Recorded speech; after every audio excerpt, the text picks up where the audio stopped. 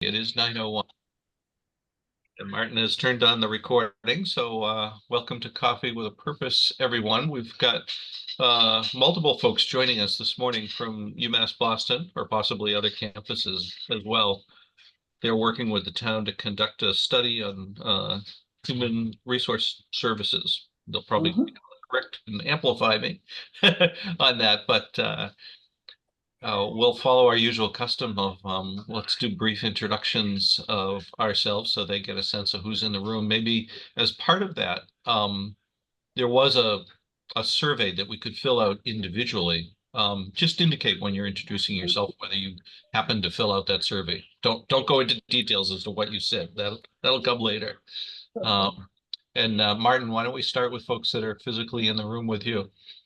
Okay, I'll lead it off. Martin Kessel, town meeting member and sort of person about town, and helping out with the technology here at Coffee with a Purpose. And Donna just came in. I'm Donna McKenzie, and I love the description of person about town. So you definitely need that one. I'm gonna borrow that, but I'm also a former school committee member, a town meeting member, charter and bylaw review committee meeting member, a lot of people. And I talked or had the opportunity to learn about your survey at another meeting. And it sounds really exciting. And apologies in advance, I have a funeral, so I have to leave a little bit early. Hi, Bill Ramage, trail steward at Pekin Cove. I'm currently on the Community Preservation Committee and a roughly 10-year resident of Natick. Good morning, I'm Kathleen Donovan. I'm a 34-year resident of Natick now. I am on the library board of trustees, and I think in our newsletter a few months back, we actually ran a link to the survey to promote it for you.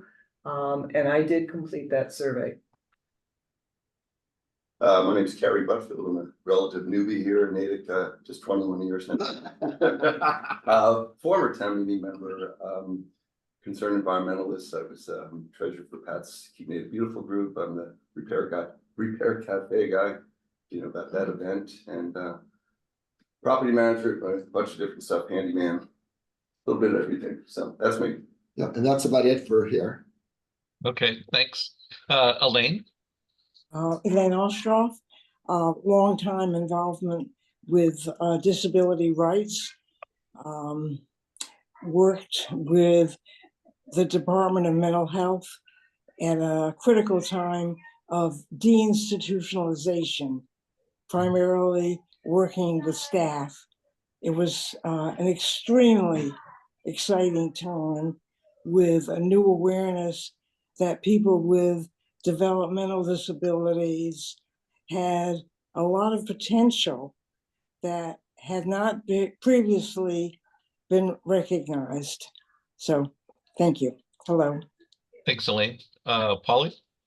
Good morning, Paul Carew. I've done some work with this group, Human Services. I'm part of the not the Council on Aging, but the community center here in Natick, and I love working with folks and people, and I love this committee and what they're doing. And yes, I did take the survey, maybe twice. Thank you for those results. Thanks, Polly. Brian, come on. Good morning. Been here for 34 years, abutting Lake Cochituate, kind of an advocate for water quality, do a lot of work with Pat. I took the survey. Thank you. Thanks, Brian. Tom. Hi, I'm Tom Daly. I'm a 34-year resident of Natick, town meeting member. I have not taken the survey, but I will right before the day is up. Thank you. Thanks. March? Just got to come off mute, March. There you go. Marge Roberson, retired Natick High School teacher, assistant coordinator of Natick is United. And we're working on a project about health equity in Natick. So I'm really interested. And I was interested in those questions on your survey, and I did take the survey. Thanks, Marge. Chris. Hi, I'm Chris Gentry. Been a Natick resident for about 24 years now. I'm embarrassed to say that I did not take the survey. Sorry, I should have. But I'm really looking forward to hearing more about it. Thanks. Yeah, well, the conversation part of this gets your input in as well. So no fear if you didn't take it. Thanks. Sally? Good morning. I'm Sally Hopkins, and I moved from Southern California to be here in Natick, and I've been here for 7 years. People kind of wonder why that happened, but it's a beautiful town, and I have a wonderful family. Pat Conaway's my brother, so I had to come and try to help keep Natick beautiful. The other thing is I'm very appreciative. I wish I'd filled out that questionnaire. I'm glad that Polly did it twice because maybe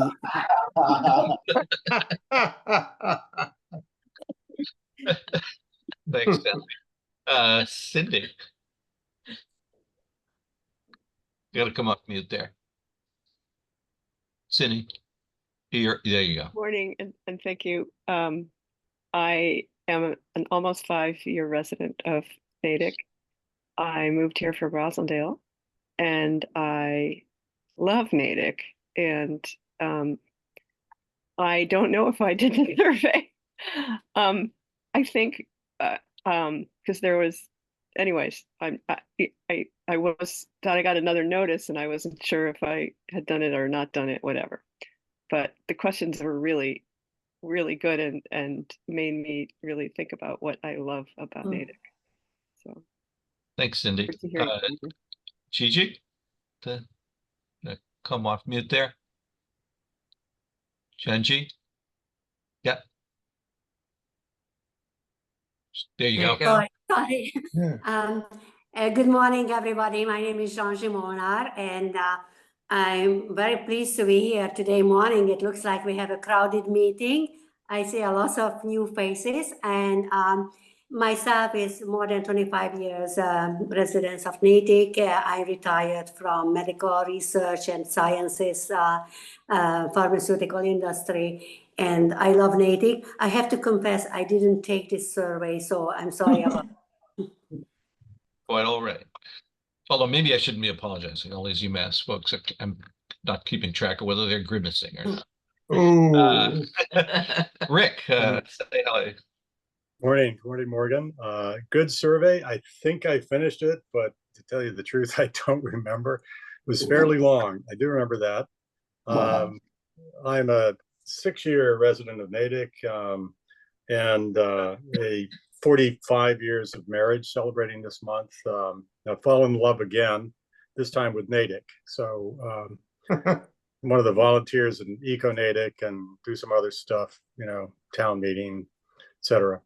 Try to help keep Natick beautiful when I'm on my feet. Looking forward to the talk. Thank you. Thanks, Rick. Deborah, you want to say hi?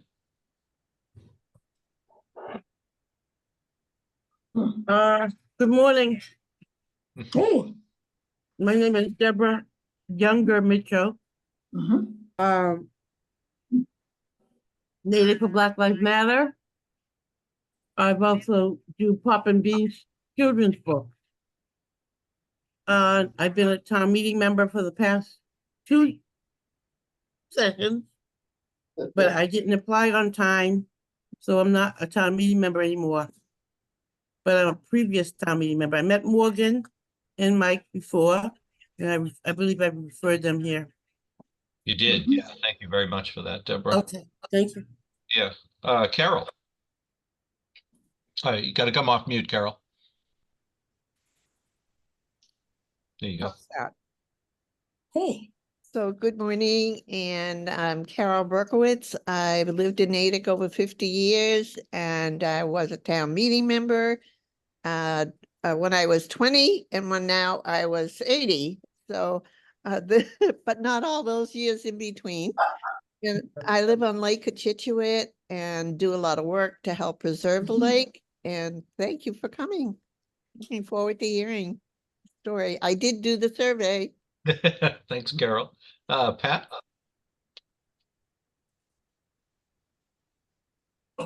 you Yeah, go. good morning, everybody. Morning. Pat Conaway. Keep Natick beautiful. All right. Thanks, Pat. Brinley.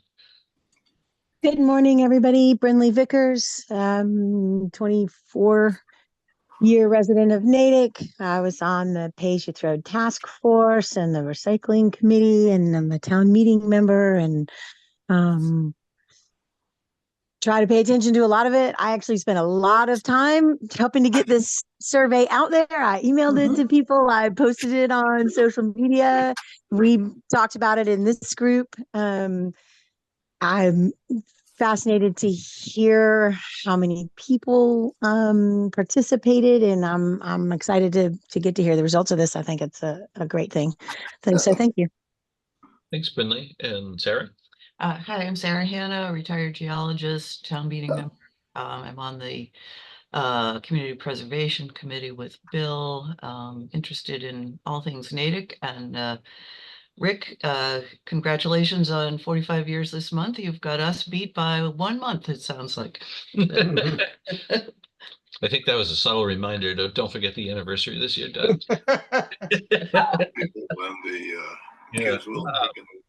Yeah, 40 coming up on 45 years of marriage. We've been 40 something years in town. So yeah, so Morgan and Kelsey and who was the other fellow from Mike? Thank you very much for joining us. We're really looking forward to what you have to share with us. Oh, and we did the survey. Oh yeah, and we did do the We both survey, did. and now I guess I'll just ask that folks mute themselves and use the typical raise hand function for. Can I just say something before we begin? Yes, go right ahead. Thank you. I didn't mean to interrupt. I just would be remiss, I think, if I didn't point out that today is Polly Caru's birthday. And I know we wish Rick a happy anniversary, but we also, I mean, thank God there's a Polly Carew in the world, right? Because he's so wonderful to all our veterans. So happy birthday, Polly. Absolutely. Absolutely. All right. Thanks for Thank you calling all. that out. And Martin, if you wouldn't mind making me co-host just so I can help with team management. Birthday. I'll turn it over to Thank you, Deb. Boston at this point. Thank you. Thank you all for having me. Thank you for inviting us, and happy birthday, Paul, and happy almost anniversary to a few of you.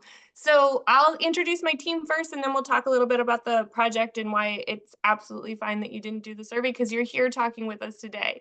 So my name's Morgan Clark. I'm from the UMass Boston Collins Center. We're working under a different center, the Center for Social Demographics and Aging, who was hired by your town to do a human services study. So I'll talk more about that study, but I just want my team to introduce themselves. So I run the Human Services and Health and Human Services practice for the Collins Center, and two of my team members are here. So Mike, if you just want to introduce yourself, and then Kelsey.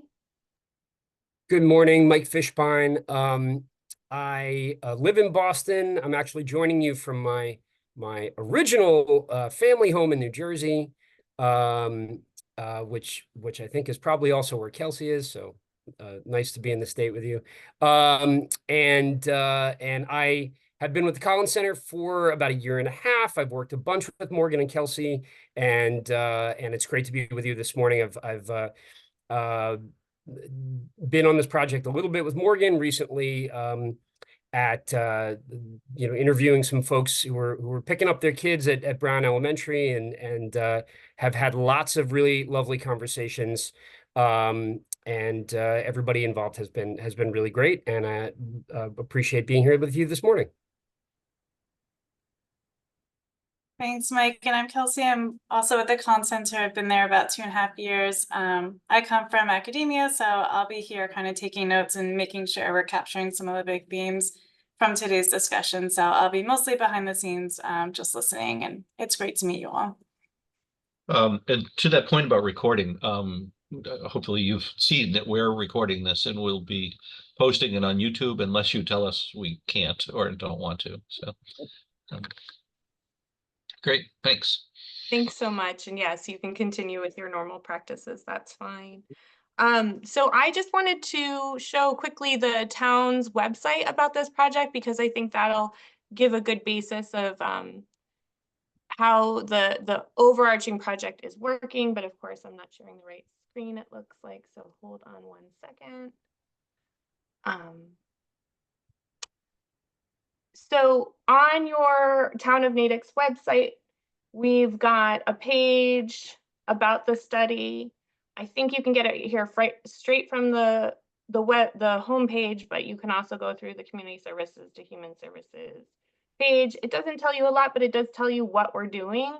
We're trying to come up with an assessment that'll help your Human Services department improve how it meets the needs of all of the Natick community.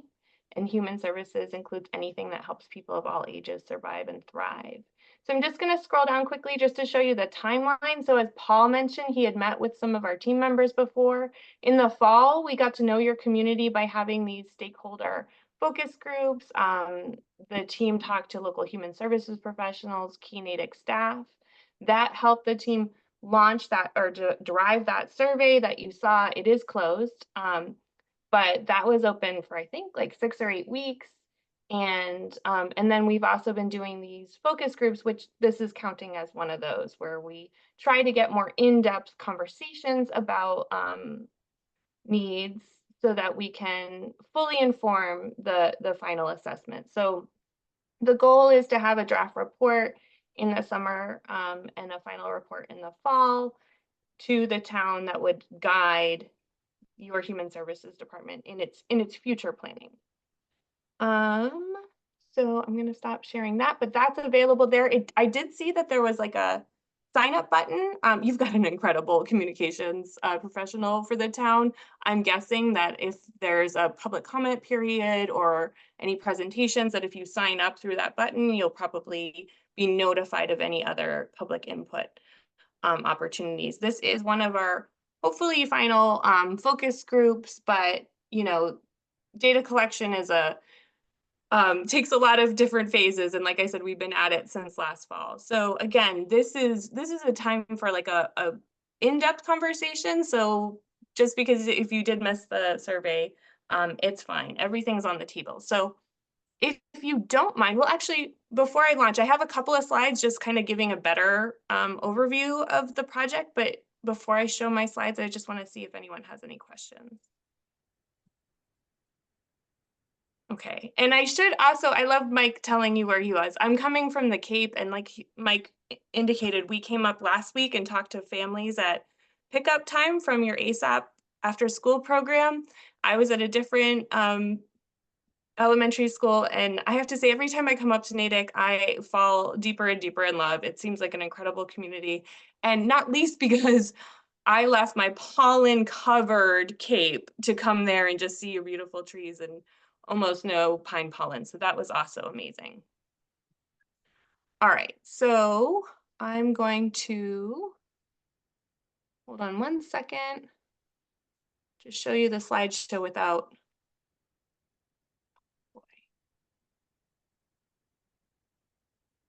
Okay, so the Natick Human Services Study, the goal is to help Natick become a better place to grow up and grow old, which it sounds like is also the mission of a lot of youth, which I love. So this is good synergy. Hold on, it's not. Okay, so here's a project overview. The town wants to enhance its human services in a way that better meets the needs of the Natick community. Human services includes anything that helps people of all ages survive and thrive. And at the close in the fall of 2024, the town will have an assessment of human services needs in Natick that includes recommendations on improving human services programs and offerings to best align with residents' needs. I have to tell you, even though I do this for a living, I'm a remote consultant, I'm not great at Zoom and showing slides and handling chat. So I would just ask that Doug, if there's anything I need to know about in the chat, you let me know. Sure, no problem. You're clear so far. All right, great. I'm watching that as well, Morgan. Oh, thanks so much, Mike. You'd think I'd get better at this. All right, so I just showed you the project timeline. I think I'll skip that. So what are human services? that can be anything that provides for a person's needs to survive and thrive in their community. These services draw from an interdisciplinary knowledge base, focusing on prevention as well as remediation of problems. So here we've got a great graphic of the human services ecosystem. And I'll just tell you, these slides came directly from the project's framework. So this is what the team showed your town, and everyone agreed on that this is the framework for the assessment. So human services can be all of these things, whether it's human serving organizations, public health and human service agencies, private sector, academic institutions, philanthropic organizations, and community-based organizations. The gamut here is really broad. I also like this slide because it tells you the crucial areas of human services, and we tried to move away from non-medical social determinants of health. But this kind of lays out everything that's on the table for our discussion. We've got aspects of economic stability. You can talk about employment, income, expenses, debt, medical bills, and support. Your built environment, your neighborhood and physical environments, that can include housing, transportation, safety, parks, playgrounds, and walkability. Education, literacy, language, early childhood ed, vocational training and higher ed. Food, hunger issues, or also just access to healthy options or food desert issues. And then the community and social context. To what degree is your community socially integrated? Are there the support systems that folks need, including childcare and elder care? Is your community engaged?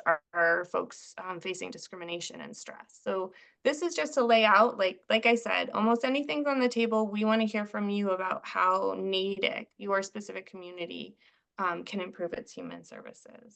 But it doesn't just have to be based on what they're providing right now. And I know that like some things that are discussed might be out of the purview of that department, but the town's asked us to keep a really broad lens. So as of right now, everything's on the table. This is just another image from the framework about beyond health, the whole person wellness, looking at, wellness takes these 8 tracks of everything from emotional, financial, social, spiritual, occupational, physical, intellectual, and environmental aspects. And basically, we're here to talk about what you think. So I've got a couple of questions. I guess I'll just introduce the questions and then probably take down the slides so we can all see each other. But here's the basic questions I want to ask you all. Most importantly, how can Natick become a better place to grow up and grow old? What do you like most about living in Natick? What do you find the most challenging about living in Natick? Do these challenges refer primarily to living in Natick now at your current stage of life? Or are these challenges that you expect will be an issue for you moving forward? And what changes could the town make to improve Natick as a place for you to live? So those are our questions. I'm going to stop sharing so I can see all of your faces. And we'll go back to that basic question of how can Natick become a better place to grow up and grow old? So I think the floor is open, guys. How do you want to handle this? Sometimes we have people use the raised hand, other folks can just kind of jump in. Does it matter to you folks? How? It doesn't matter to me now that I'm not on the big screen and only saw one face. So whatever works for you all. Maybe raising hands, but I'm not a stickler. Okay, well, Brinley is modeling our behavior and has her hand up. So go ahead, Brinley. Thanks. So as I mentioned in my introduction, I think my interest in this is all of it, but my primary current motivation around it is understanding how many people have participated in the communication around it, because I answered that first question is I have for many years felt like communication is our biggest challenge moving forward. I am grateful that we have Jay, and I know that we're working on a lot of stuff, but I've lived here long enough to remember when we had the Natick tab and bulletin, and when we had different opportunities for reaching all of our community versus now where it feels like so much of reaching our community is based solely on digital ability of our residents and digital interest of our residents, being members of social media groups like Natick Talks and Natick Mom groups, Natick's Mom Group.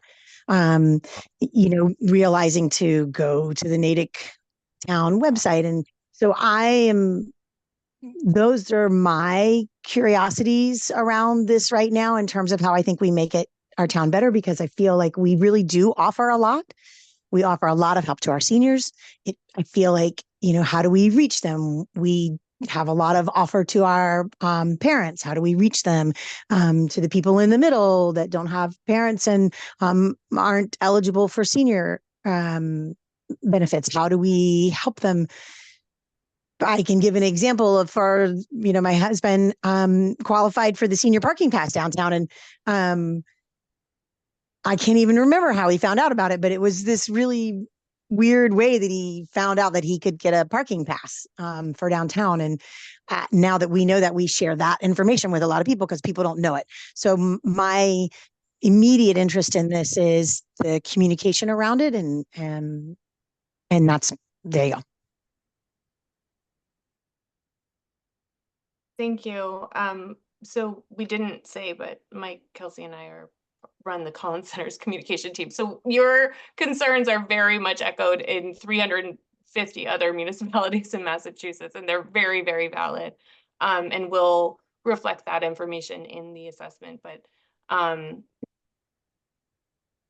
can't answer like how this particular project was communicated. We're just gathering information. So communicating what the town offers sounds like a really important thing to elevate, and we will do that. Thank you.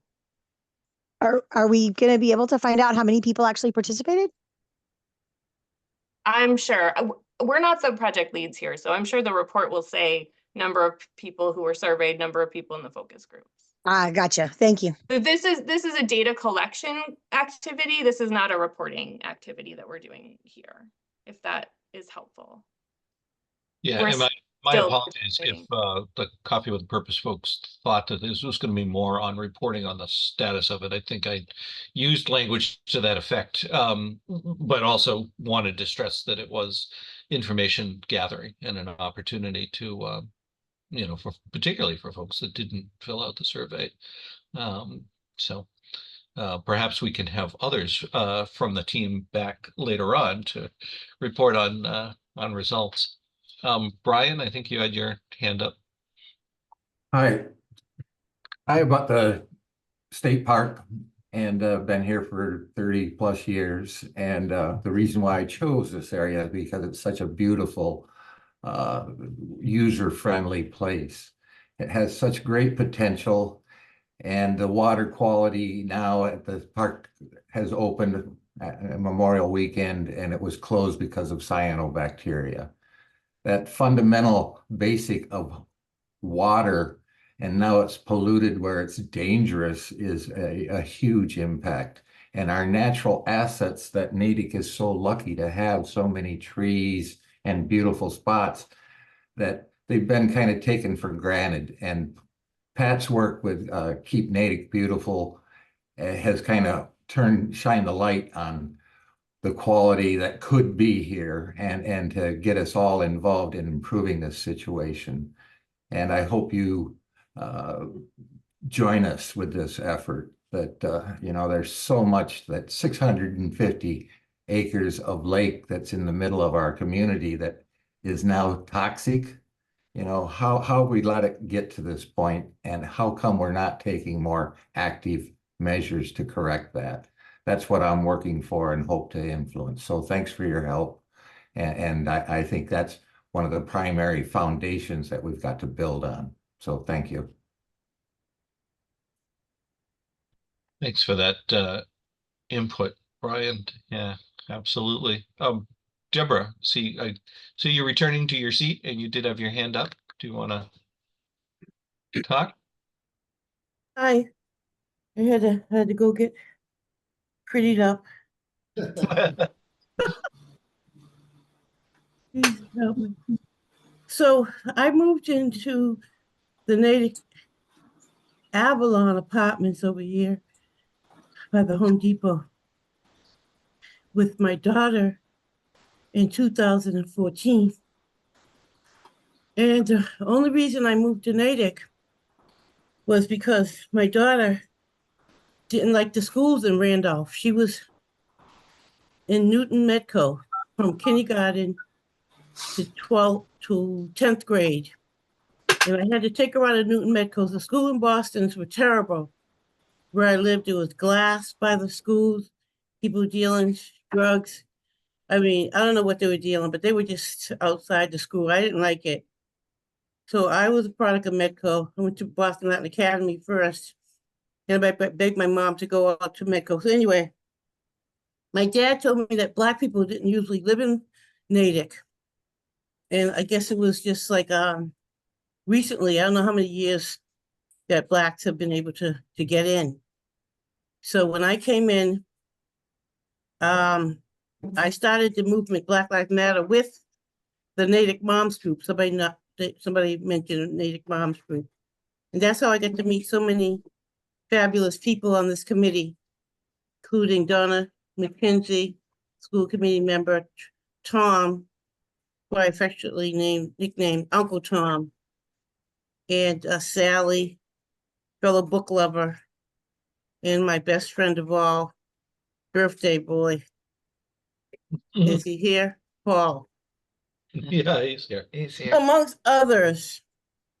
And I just wanted to mention, Morgan, that we have a study.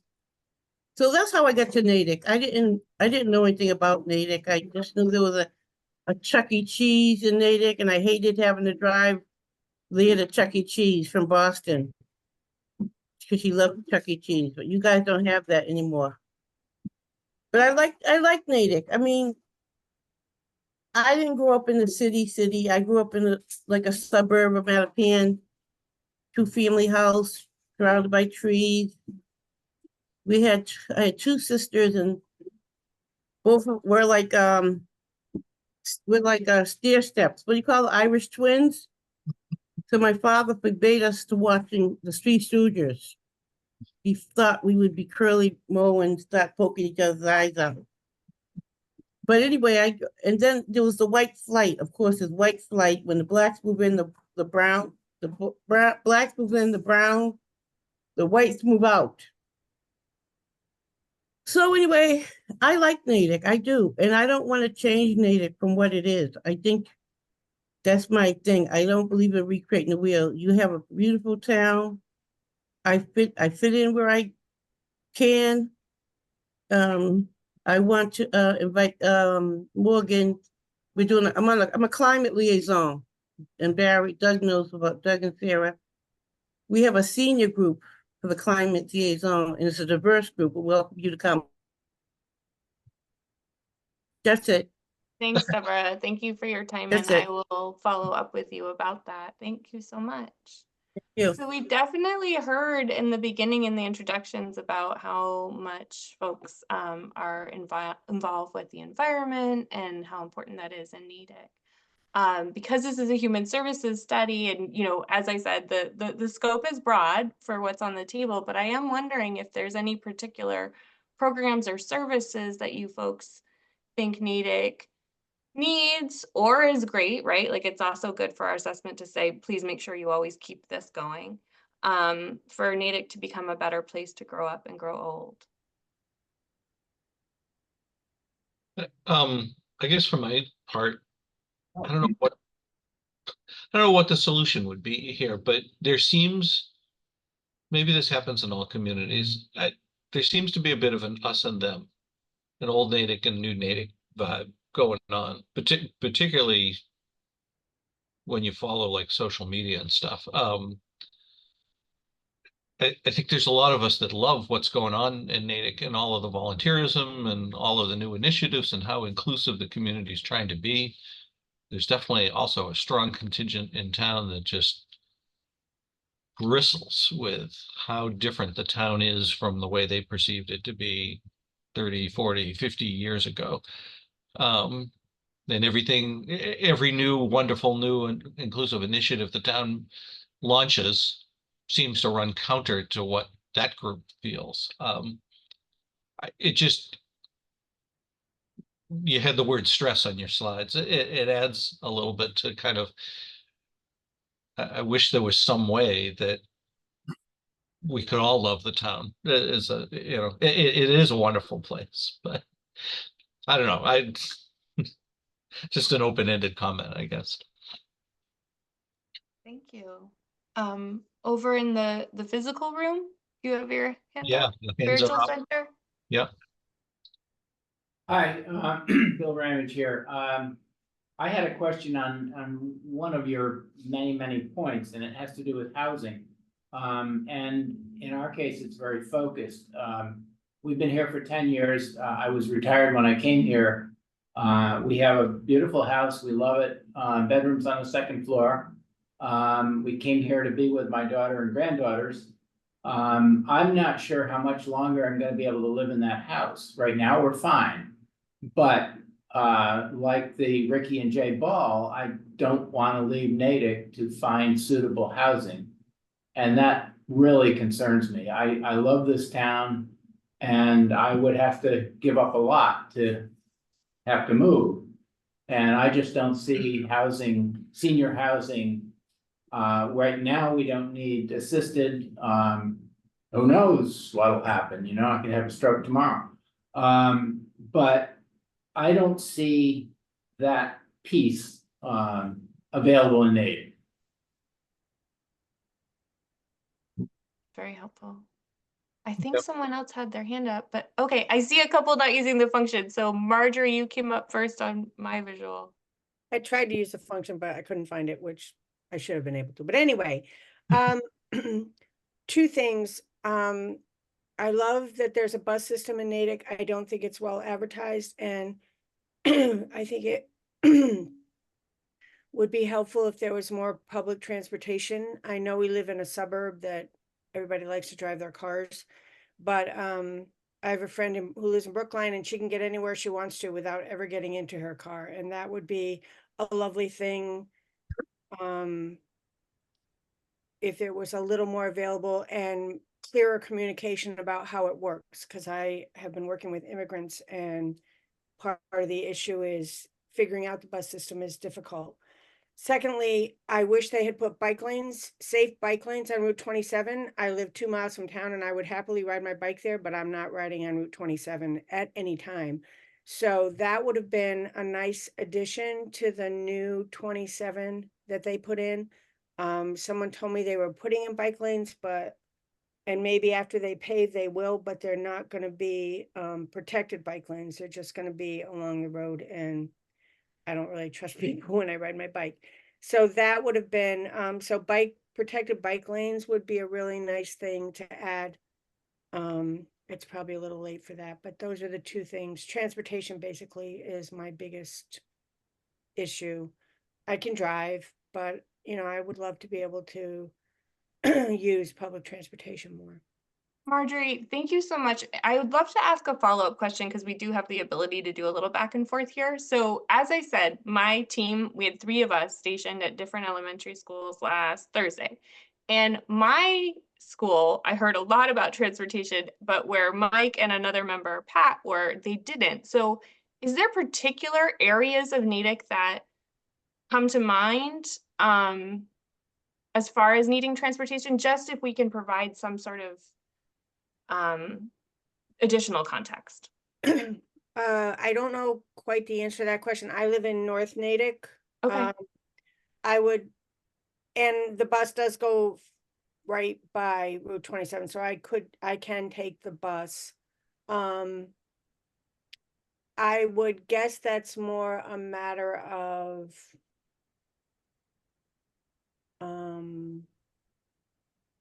I'm guessing there are folks in town who would just rather not use public transportation. I mean, I would love to be able to get to the Riverside T station quickly and easily without having to drive, park, or pay for an Uber. And I think that's a connection that could be made. So I don't know the answer to that question. The bus runs all around Natick. It runs through South Natick. It goes forever. It goes to Concord. It goes south to the Market Basket in Ashland. So it does run all over. It's not very frequent, and it's kind of hard to figure out where it's going. So I guess I can't answer your question. Sorry. No, that's very helpful. Thank you. I appreciate the additional context, and I would think I was in South Natick and heard the same thing. So it does sound like maybe, it always depends on the audience, but thank you so much. Before you move from that, I can add, oh, sorry, go ahead, Doug. Yeah, probably same topic. I wanted to stay on transportation and also just ask a general question, because in addition to the established bus routes, I've heard that there's this additional ride service that you can call for pretty much point to point. But I don't know, is that truly available to anybody? Do you have to qualify for that? Or I mean, it's certainly not well advertised, but that also seems like a useful option. But I don't know what the extent of it is. From what I saw, well, there's two things. There's the ride, which is for medical. You can call them and they will come and pick you up and take you. My mom used that a lot to get to the hospitals in Boston. But there is supposedly now a new system that you can call and tell them where you want to go, and anybody can do it from anywhere. Again, communication. If you're not used to using public transportation, it's one of those things where you're kind of like, yeah, well, maybe. But you're right, Doug, that does exist. It's just not well communicated and not sure how to use it. Because we were having that discussion around the immigrants that I'm working with and how they could get from point to point. And that would be one way they could, but people were unclear as to how that worked. Thank you. Doug, if I can respond to Marjorie. We have a service out of my building, the Community Services Department. We have two services. One, medical appointments only. The other one, local from point A to point B, Natick. And they aren't well advertised, Marjorie. You're 100% right. And I do remember, I lived in Natick now, let's see, somebody say I had a birthday today. So I lived in Natick for 67 years. Wow, I'm old. So I can remember growing up where we had public transportation, that I could take the public transportation to the T stops. I remember that as a youngster, as a high school student, above, we had transportation to those locations, and don't know why they can't happen again, but transportation, I see, I live in downtown Natick, so I can walk 5 minutes from my building at work, but when I lived in West Natick, transportation was public transportation was terrible. You know, the MWRT, it was absolutely horrible. And somebody mentioned, Marjorie, you mentioned North Natick, over towards North Main Street and so forth. I don't know what the transportation is there, but I've had friends living in that neighborhood. In East Natick, the same thing is, I would say, West Natick. You don't see a lot of public transportation where you should. I mean, you have gyms up there, you have industry up there. It could be better, is all I'm saying. Yeah. Thank you. This is really helpful. And I just want to call out that Deborah did put in the chat some really interesting information, which I love, because I think communication is clearly a need, right? Because she's saying there's a Natick service called Natick Catch Connect. I guess it's just on the weekend, Saturday and Sunday. Oh no, and then Monday and Friday from 7:30. Okay, well, either way, it looks like there might be another service, but I'm hearing that transportation, connecting the unconnected miles, and the bike safety, that's come up a lot. There's quite a few hands raised, so I just want to see, is there anyone else who wants to mention something about transportation while this topic is on the floor? I did. Great, go ahead. So we talk about that a lot because we've noticed that it seems like the transportation, people feel like the transportation is for more seniors than for everybody. So I do think there's communication around that needed. But one of the things that people say is that they want a better opportunity to get somewhere directly. So that kind of was already touched on, but people talk about downtown, all of the housing that we're creating downtown, yet we're not creating, we don't have any definite, there is going to be a grocery store downtown, or you know, those types of more specific infrastructure catering to all of what we're creating downtown. And so people feel like there needs to be a way to not have to ride through the whole community to get to the grocery store, or that type of situation. And it does feel like a lot of what happens with the transportation doesn't feel all inclusive. Strollers, bikes, all of that. Not whether or not saying that that's not able, just saying that there's an understanding, a misunderstanding about using the public transportation that is already here. Thank you. That's helpful. And I would say that that was probably one of the first conversations I had in the fall with the schools and the before and after school childcare, was that there's some public transportation, but nothing that can get people to work for before school childcare and all the rest. So it does seem like there's some pretty significant gaps. So I appreciate folks giving us some detail there. And I think that folks at the Spiritual Center also wanted to touch on the transportation.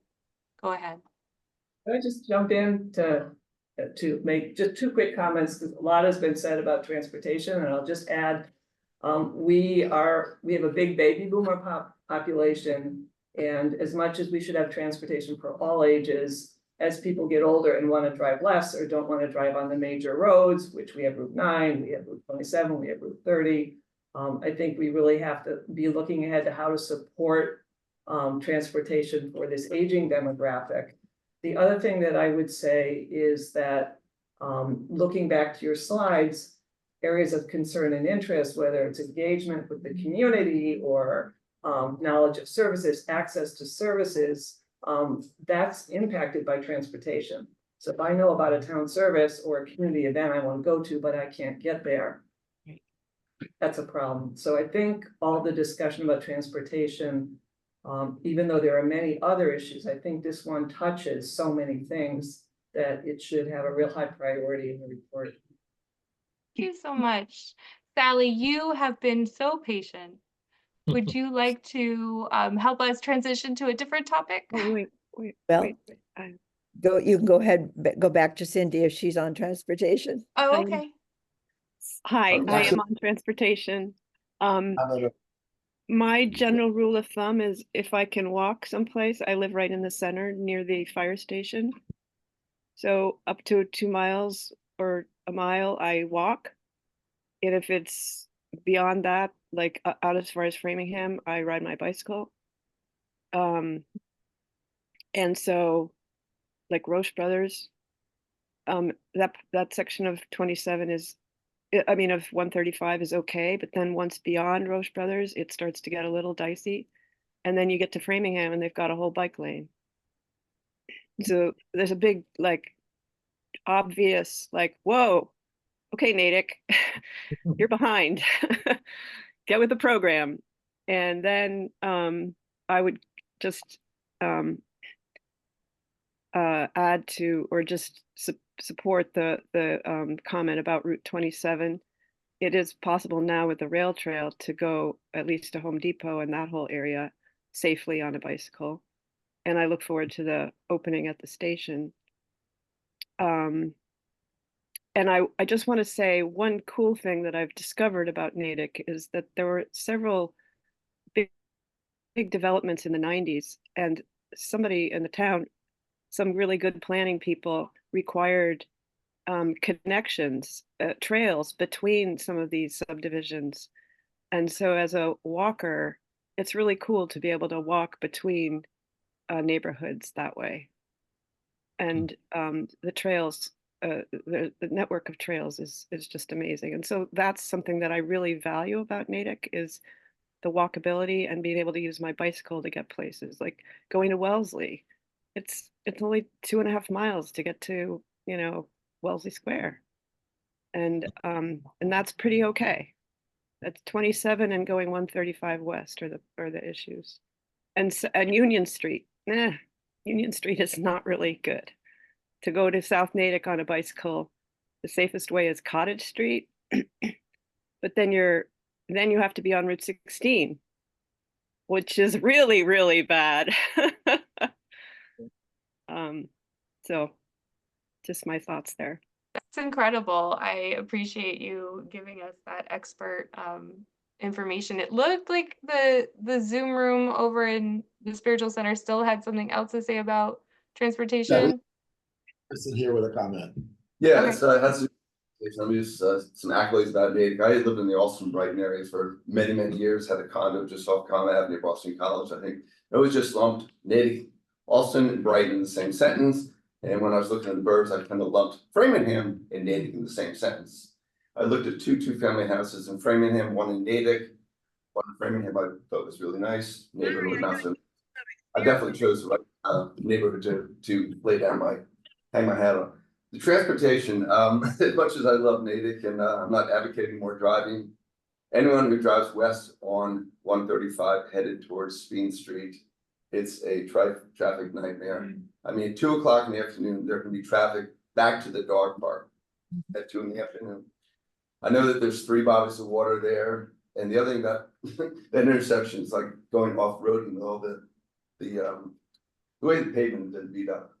If they could just through eminent domain, some other way, take part of CVS's front little lot there that's not used, create a 3rd lane for right only turns.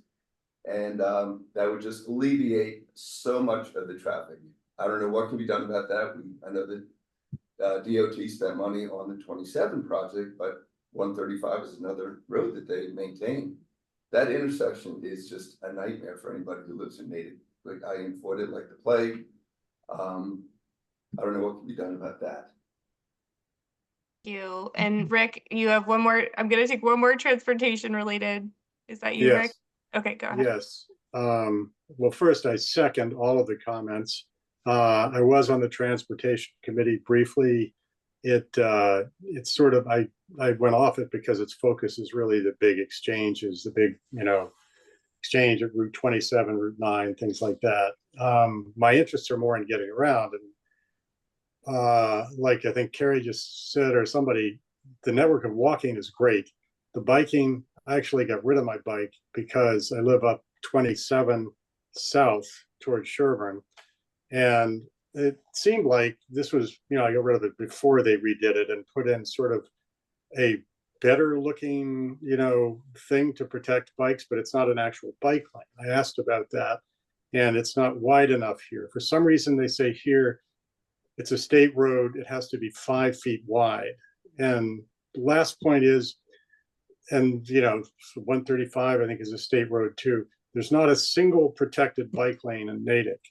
Once you started to have some just around, simple things right around Natick Center, right, even around the Common where people bike in and out, that's not a safe area. I mean, because it's just not well thought out in terms of traffic.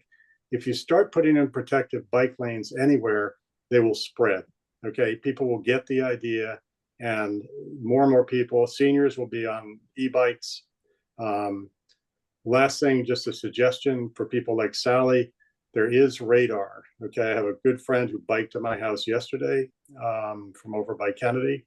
He's rode around town 2 hours, and there is not radar, laser attachments front and back that will tell you, give you an alert when a car is coming, how many yards away it is, and how fast it's going. And if you're going on someplace like Route 16, or you're going on parts of 135 or 27, in the absence of protected bike lanes, that's a good device to have because it's your eyes behind. I had a bike with a rear view mirror. I could never make it. I mean, it was impossible to really tell what was going on back there without taking your eyes off the road and finding yourself in a pothole. The end. Okay. Thank you so much. So at the end, I'm gonna have my email address up, and I know people are dropping some stuff in the comments that Kelsey's also picking up. But seeing that we've got about a half an hour left, I want to move on because we're not planners. And I do agree, though, this is so critical to all the other aspects of wellness and human services. But we're going to move on from transportation. I'm going to take Sally's comments and see where that takes us. Thank you for your patience, Sally. No, no problem. I'm learning a lot from the questions. I'd like to reiterate and reinforce what Bill Ramage talked about, and that is affordable senior living. And it is heartbreaking to see homes and more apartments going up. And there's 3 ways of doing it. E for array. Assisted living and that sort of thing are so expensive.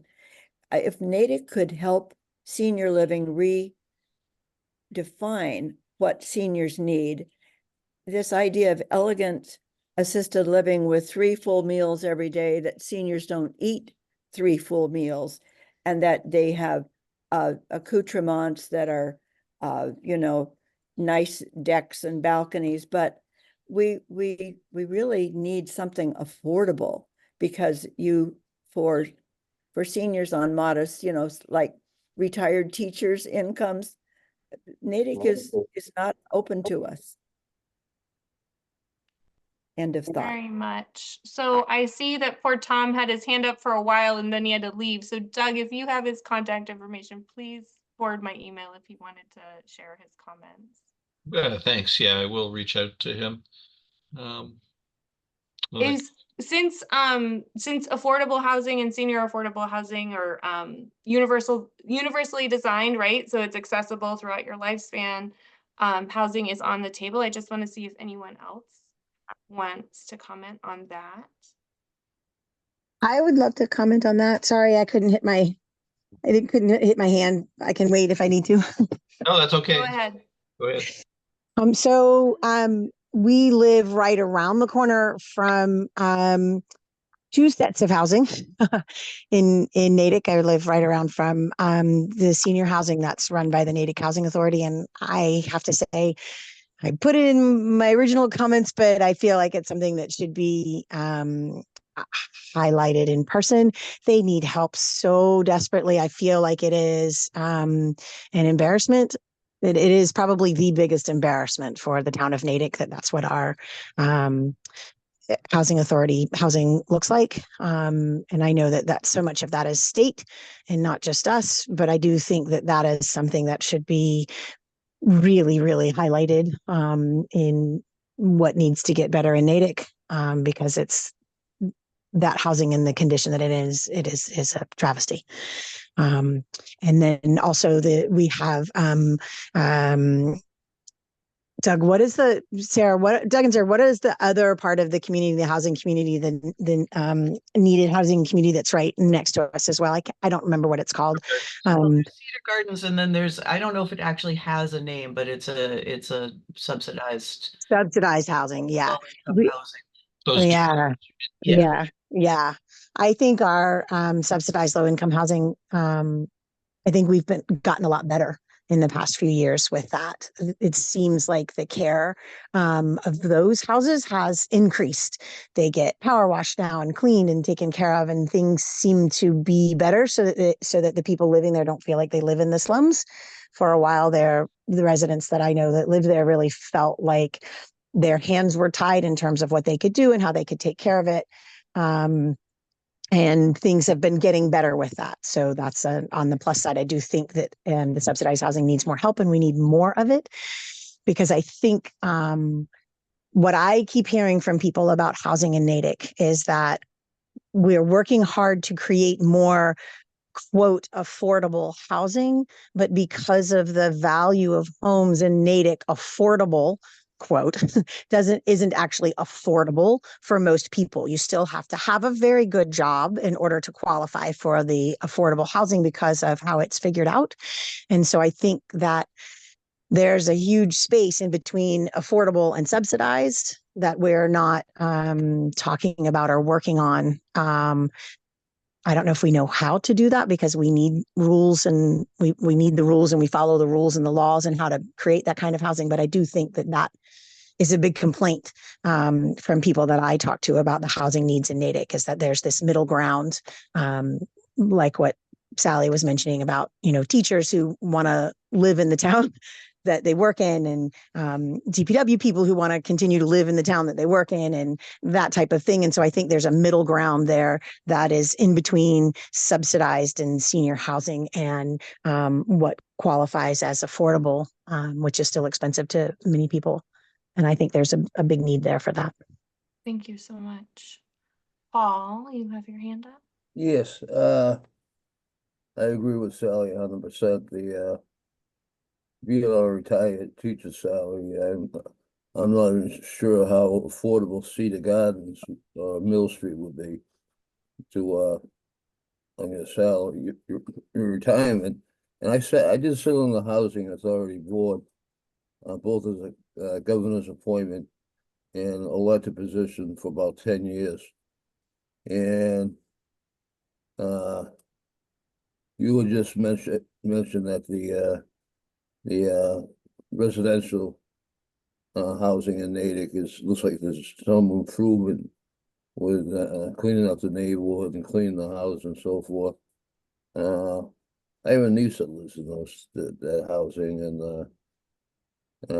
it has gotten better.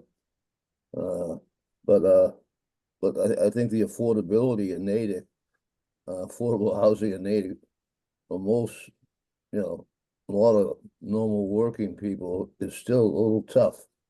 I work full time. My wife works full time for a computer software company. We both make good salaries. I get 3 checks, but I'm actually thinking towards my retirement years, if I ever do that. I'm not sure. Moving up north or way down south.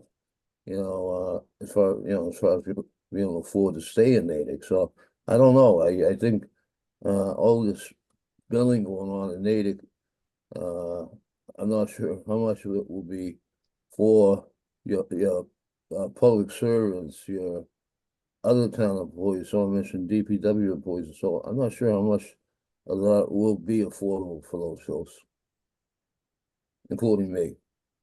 Oh, that's very helpful. Doug and Sarah, do you want to comment on housing affordability, or are you moving us to it? Yeah, no, I just wanted to weigh in on the housing affordability piece. Speaking, Doug and I have 2 kids who are homeowners, and neither of them could afford Natick.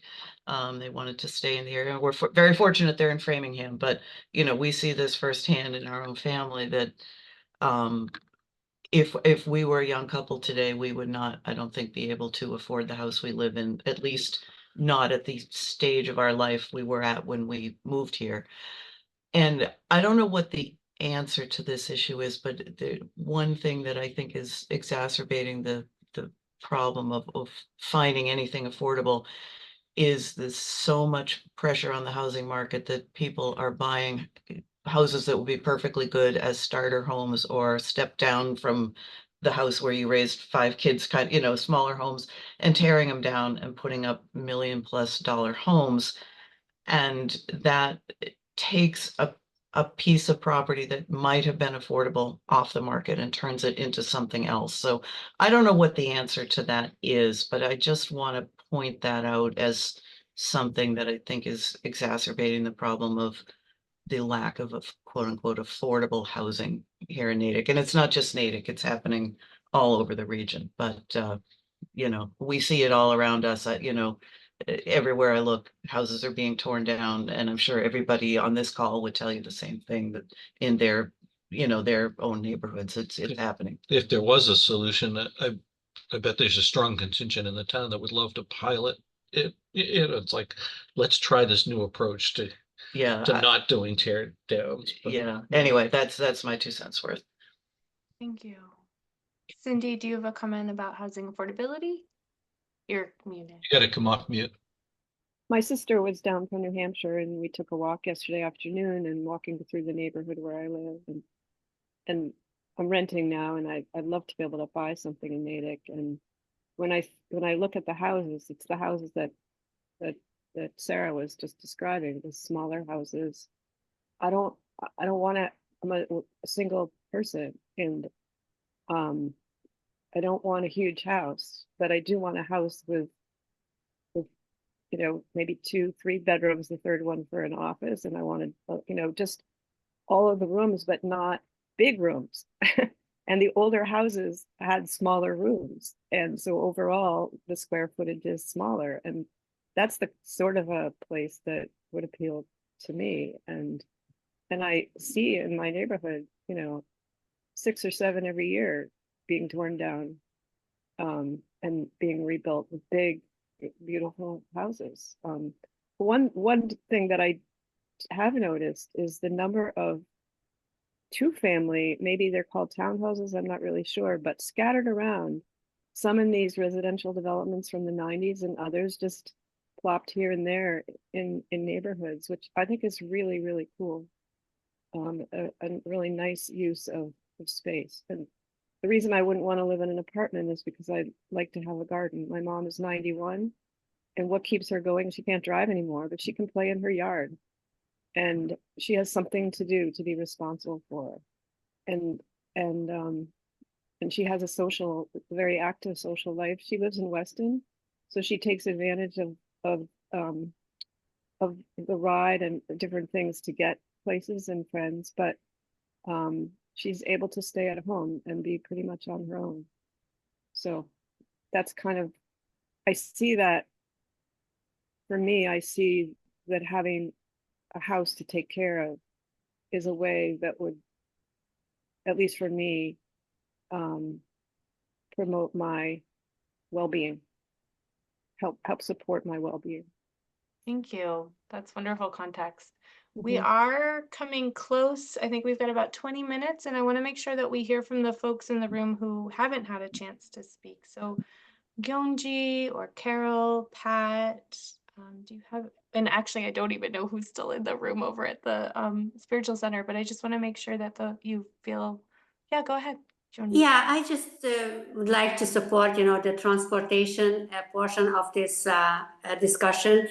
I'm a runner, and I really appreciate, all the effort of the town to make a sidewalk in the different area of the town. I think this is very important for all the different outdoor activities. And I think somebody was talking about biking road and this kind of thing. So I would like, if the town would have would do the survey on the most popular recreation roads, because sometimes the recreation roads are not connected and you have just a few 100 meters or something area which is dangerous to walk or to bike or run or whatever. So but I think that would be a kind of thoughtful surveying of the most popular recreation areas. And I'm also thinking on whether the town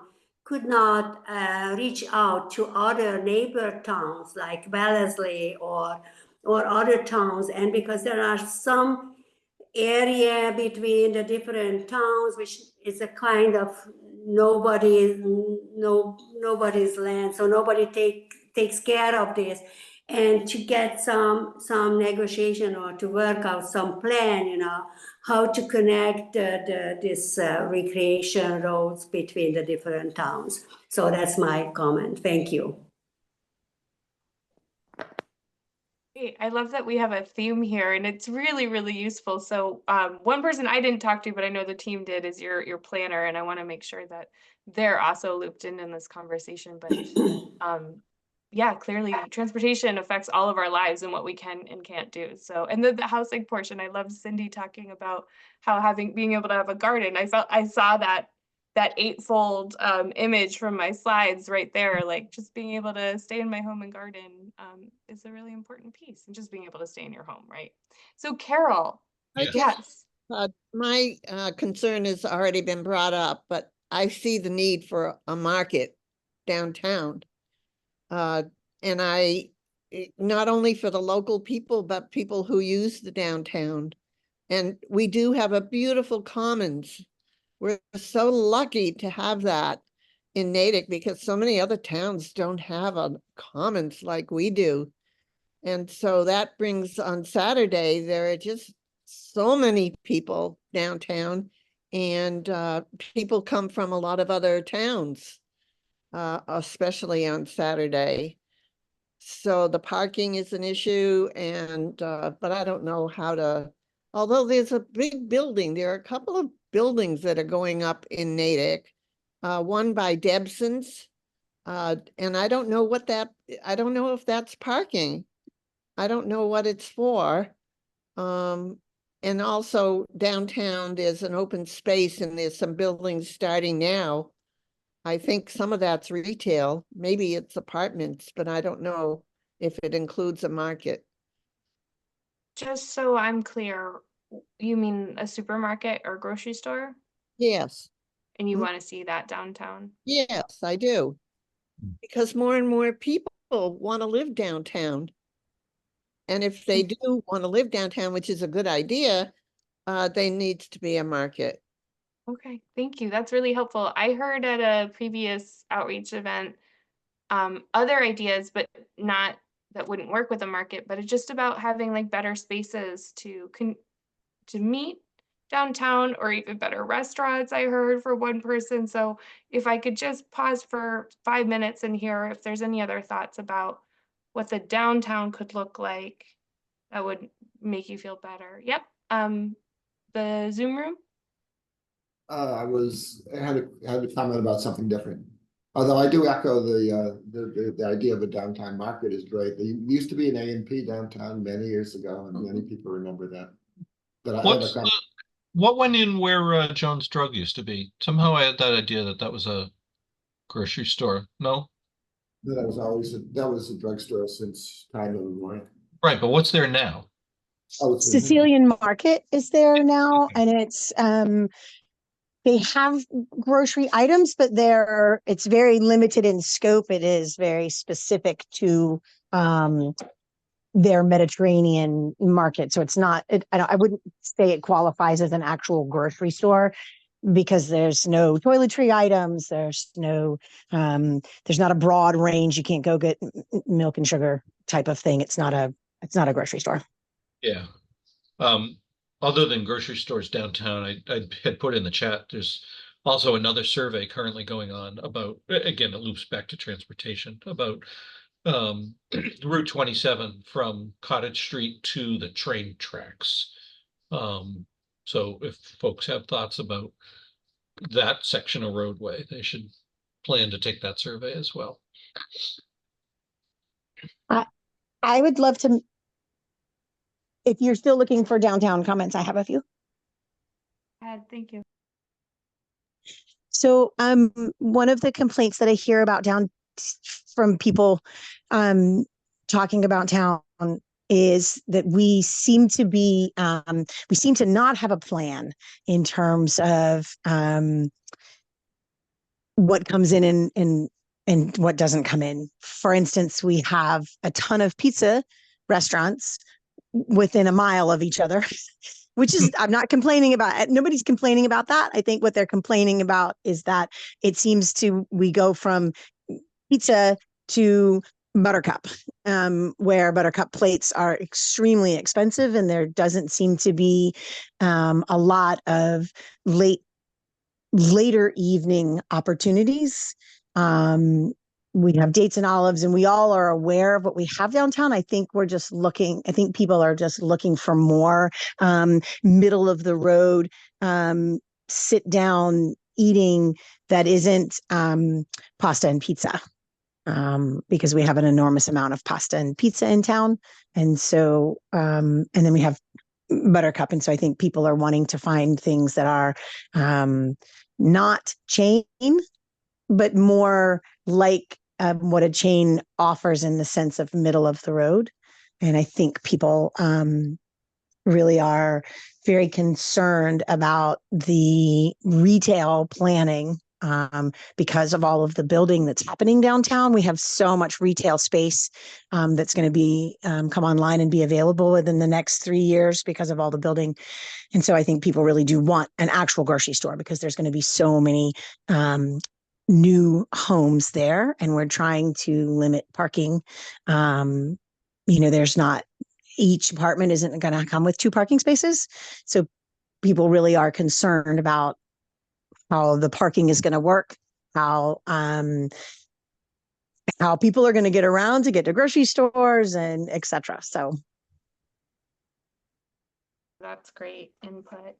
So over in the Zoom room, what would you like to speak about? It's me, Martin, again, and I finally are going to speak up on kind of my topic of choice, which I'm chair of the Open Space Advisory Committee and haven't really mentioned anything about that. But there was talk about trails and walkability for getting places.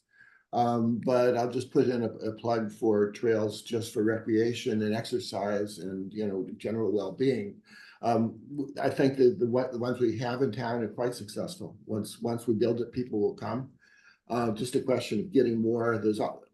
Ideally, people should be able to walk to their nearest trail. They shouldn't have to drive to a park and then walk. It's almost seems contradictory to have to do that. So we're trying to get more wherever we can. For example, in new housing developments, there aren't many large developments, but there's one in South Main Street, for example, that would be nice to get a trail in there to connect.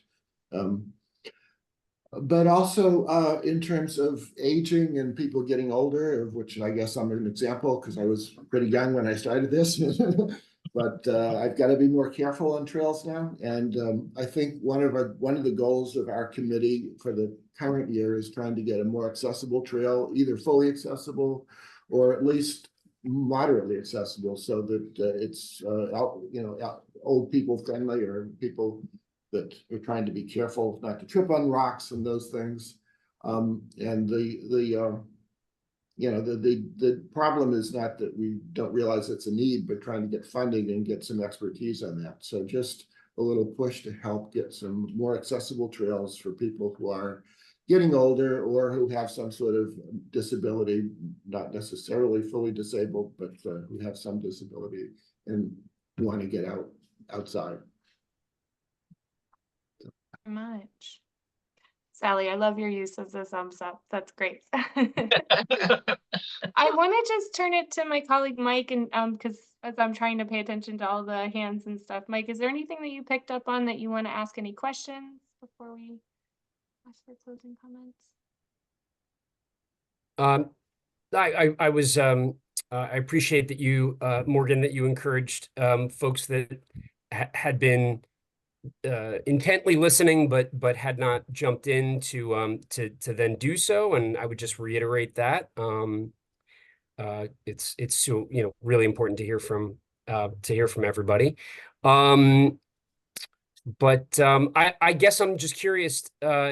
I'm reflecting back on my, Morgan referenced that we were at the schools and we were participating in these conversations with families who were picking their kids up from after school programs, and there were like there were slightly different themes to those, but adding to expanding the offering of before school, after school service and other things for, when I say other things, I mean summer camps, I mean opportunities during school vacation weeks for families to access childcare and enrichment opportunities through the town that were accessible and affordable was not shocking that was a huge theme for families at an after school program, but it was interesting to learn that there seem to be many families who want those services who don't have access to them. And so I'm wondering if any of you are connected to folks across other generations who that you're aware of that concern as well, and if that extends out to other cross-generational issues that come to mind. That's a great point. Yeah, go ahead, Brinley. So kind of, I probably fall a little into a different category than most of us here because I do actually still have kids in the school system. So I reach a lot of people who complain about the childcare after school. And I will say it seems to be, the conversation seems to revolve around who's responsible for providing it and who's responsible for helping to make sure that there's enough. And then who's responsible for the equitable access to it, because our ASAP program is lottery, which you would think is equitable, but not really when it comes down to it, because a lot of people aren't. I am noticing there's an uptick in our school community that doesn't have the same digital access that the more affluent part of our community has. And I do think that that's a weakness. I do think that our school system is trying to work on that, but I definitely think it's a weakness. We have a growing population of non-native English speakers in town. Our school population is growing in terms of English language learners in our schools. And I do think that has a lot to do with it. And I also think that because after school care is so expensive, and because the ASAP is a lottery system, and because the town is what puts on our ASAP, the private after school care seems to be more expensive. We have been working with the YMCA to increase that, but we're still having trouble because of space needs. After school care needs a little more space per kid than when they're in a classroom together. And so it needs, in order for the kids to be outside a lot, it needs more people watching per child, etc., than what we normally have. And so I hear it all the time about wanting to have better access to after school care. We tried to change start times, and the biggest complaint that everyone had about doing that was 100% around the childcare and the equitable access to it in town. So I think that what you've been hearing about that is a huge need. How to fix it, I don't know, but it's definitely a huge need. Thank you. I just want to echo anything that anyone wants to speak about that. And also, there's the other end of the spectrum of just making sure that folks have what they need as they age. And if you know anything about what your opportunities, because I don't, for senior daycare. And also Rick had put a comment in, not so much about daycare, but just supports for seniors wanting to stay in their home, but maybe, I'm not going to touch the transportation part, but also like maintenance around their house, things like that. So just their last couple of minutes, anything's on the floor, but I did want to say that, there's folks on either end of the age spectrum who need care, and see if there's anything else you want to share with us. And I so appreciate everyone's time. Yes, Zoom room. Yeah, I had a quick question. Just be remiss if I didn't say this. The guy from the North Jersey Shore. I was just curious to see where Mike is residing or located at the moment. I think Kelsey is also in New Jersey as well. Whereabouts are you? Yeah, at the moment I grew up in Mercer County, which is in central New Jersey. Some people think central New Jersey is not a thing, but I do. And so I grew up on the Delaware River side of central New Jersey, but 45 minutes straight shot to my favorite beach. But that's where I am now. And I forget what town Kelsey is in. Yeah, I don't know if you could see my comment. I'm currently in Rahway, New Jersey, which Rahway, is central, but I'm from Wayne, New Jersey, which is north. I'm from Fairhaven, next to Red Bank. Oh, nice. I wanted to tack on to Morgan's follow-up to the childcare discussion, that one of the things that I heard was digital divide. And I think we know the digital divide is certainly an issue across generations, and especially for our older residents. So I wanted to lift that one up as well, but Thank you. but Rick's Thanks. hand is up. And Yeah, what I Kelsey's not heard here. Brittany saying was digital divide among younger residents looking for Right. child and non-native English speakers. That's super important to keep that For sure. in mind. But yes, Rick, you got your hand up. Yep. You got to come off mute, Rick. Thank you. Sorry, a quick thing on the affordability of things like childcare. I mean, on the one hand, the state and the town are, busy trying to put in affordable, so-called affordable housing, which is great. But if they get here and they can't afford the services that they need, that makes it very difficult. It would seem like there ought to be both state and local programs to support people living in these towns. And I think it also, gets at, I'm not quite sure how, so I won't go on this, Doug's earlier point about the divide in the town. When you have people living in the town that can no longer afford a lot of the things in the town that they need, that makes the divide even worse. And it's a hard thing. It's a hard thing to address without having services that attempt to include them. That's all. Sarah, you want to? Yeah, so I just had a couple comments on the childcare issue. And some of my comments may be stale, and then it was a number of years. I won't say how many since we grappled with this issue with our own children, but sort of touching on that issue and the issue of so many languages being spoken. I just am wrapping up a program with the Natick Historical Society, wherein we're teaching Natick history to every third grader in Natick. And there, to see the number of people as part of the program, they talk about the founding of Natick and people speaking indigenous languages and English here, making this point of Natick has always been a place where people speaking many languages and from many places come together. And the director asks the kids, do anybody here speak a different language other than English at home? And the hands go up. More than half of the kids, I would say. It's striking how many languages are being spoken. And so, it's just been eye-opening for me.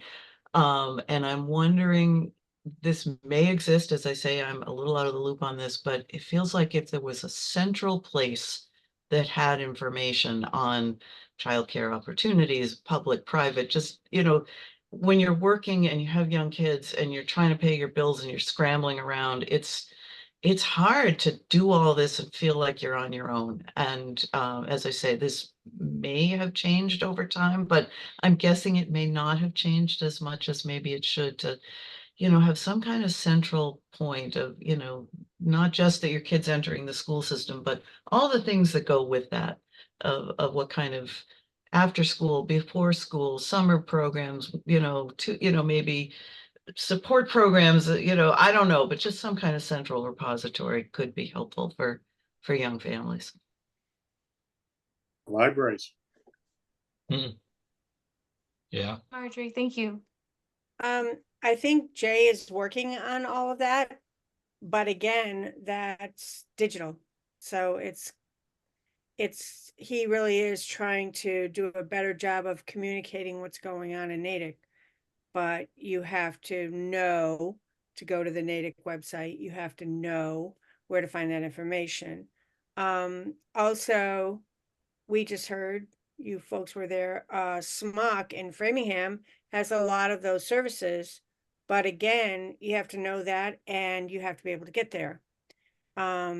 So that's a huge resource that people in Natick can use for childcare, for housing, for emergency services, all of those things. But you've got to get there and you've got to know that it exists.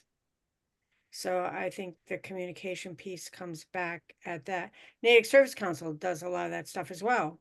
But again, you have to know it, that they do, and you have to get there. And it's often, the communication piece gets lost. Yeah. Speaking of communication, just as an FYI to the group, I'm having coffee with Jay tomorrow morning and am looking to get him for a return visit. He spoke to us very soon after he had started his position. Really interested to see how his time has gone so far and what he's learned and what he's planning. And Marge, you make a really good point but I think technically his job scope goes beyond just digital communication. So maybe that's part of the message he needs to hear, is that that it needs to be multi-channel. So, yeah. Brittany, you had your hand up again, and I just wanted to make one last bring out that your comment earlier, Doug, about the divide. I do think that that's something that needs to be elevated up, because my hope is that as we move forward in making Natick a better place, is that we can not lose our village feel, our small town feel as we grow, because we're just not going to stop growing. And so I do think that that's something that needs to be on the list, is what you brought up with how to smooth the divide with us between our growth and our wanting to stay small town feel.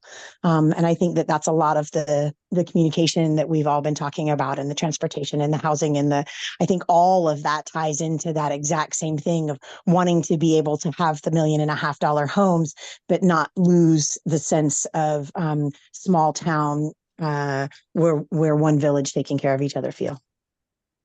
yeah, that's a great comment, Friendly.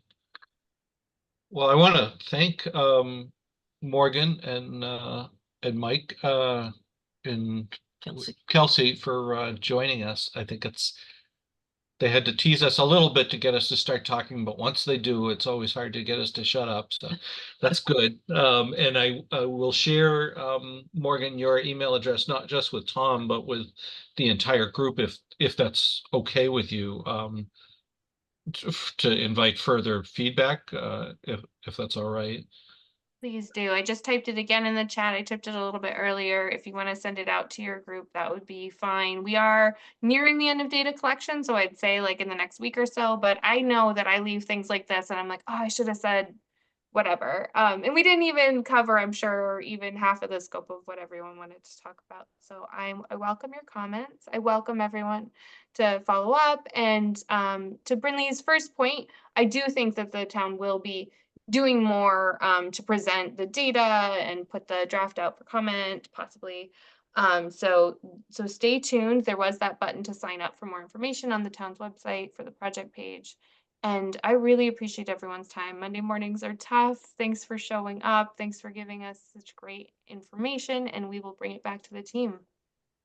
Yeah, well, we appreciate you joining us, and I just want to give a reminder to folks that next week we go from very local this week to Natick to very far away to the planet Mars next week, where we're going to have a gentleman from MathWorks, who is a volunteer educator for NASA, come to talk to us about the work that he's done, not just as an educator, but as a scientist, as an engineer with NASA, on technologies to create oxygen on Mars, which is a critical component to eventually reaching that planet, and more importantly, being able to come back from it, which he'll explain in much more very interesting detail next week.